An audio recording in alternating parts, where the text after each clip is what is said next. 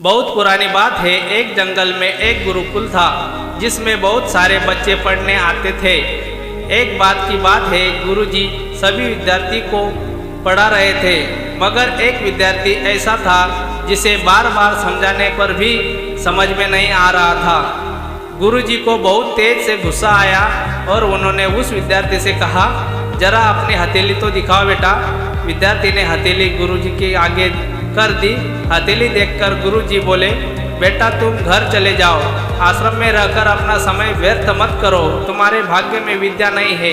शिष्य ने पूछा, क्यों गुरुजी? गुरुजी ने कहा, तुम्हारे हाथ में विद्या की रेखा नहीं है। गुरुजी ने एक होशियार विद्यार्थी की हथेली उसे दिखाते हुए कहा, यह देखो, ये है विद्या की रेखा, यह तुम्हारे हाथ में नहीं है, इसलिए तुम समय नष्ट ना करो और घर चले जाओ और वहाँ अपना कोई और काम देखो। यह सुनने के बाद उस विद्यार्थी ने अपने जेब से एक चाकू निकाला, जिसका प्रयोग वहाँ रोज सुबह अपनी दाखून काटने के लिए करता था। उस चाकू से उसने अपने हाथ में एक गहरी लकीर बना दी। हाथ से खून बहने लगा। तब वहाँ गुरुजी से बोला, मैंने अपने हाथ में विद्या की रेखा बना ली है गुरुजी। यहाँ देखकर गुरुजी द्रवित हो गए और उन्होंने उस विद्यार्थी को गले लगा लिया। गुरुजी बोले, बेटा तुम्हें विद्या सीखने से कोई ताकत नहीं रोक सकती। ये दृढ़ निश्चय ही और परिश्रम हाथ की रेखाओं को ही बदल देती है।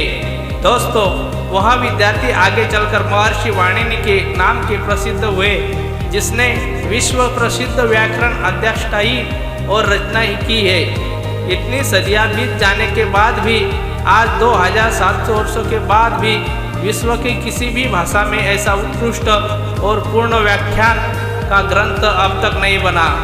तो दोस्तों, इस कहानी की शिक्षा है कि आगे चाहे जो भी बोले, हम हर एक को गलत साबित करते हुए अपनी लगन और कठिन परिश्रम के दम पर जो चाहे वो सब कुछ हासिल कर सकते हैं।